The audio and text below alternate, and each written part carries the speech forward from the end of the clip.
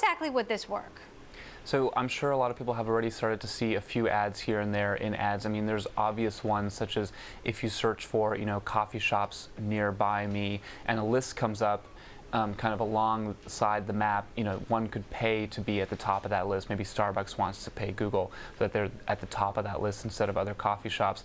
The other way is, of course, for the actual pin that shows that coffee shop to be a different color, maybe a brighter color. In this case, purple and green pins are going to be ads in those sort of map searches. And there's a whole host of other ways that you can imagine them doing this if they want to pull more money out of maps.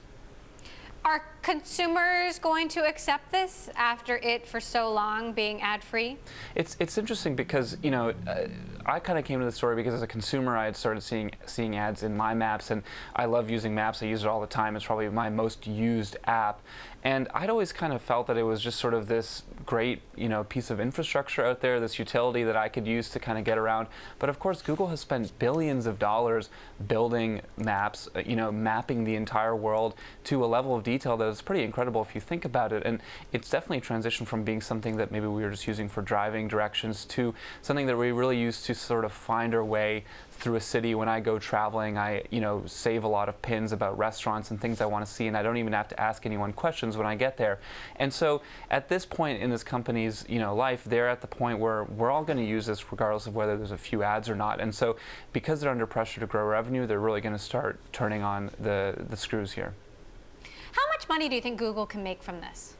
That's a great question. I mean, Google is already making billions and billions of dollars, every quarter on search ads, right? Every time someone searches for something using Google ads are showing up all over that. And when you think about, mobile search, for example, a lot of the first screen, it's hard to even see normal search results without, ads crowding that out. So there is a lot of room to grow here. And, as you said earlier, they've been going really slowly on this. They don't want to spook people off. They don't want to, push back against consumers and what they like. But there is a lot of room to grow here.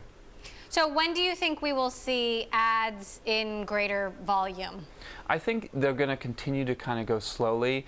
It's not like this company is under tremendous pressure from investors to quickly, ramp up money on maps, but definitely expect, this to continue. And I think it's something that 5 years from now we'll look back and Google Maps will look pretty different.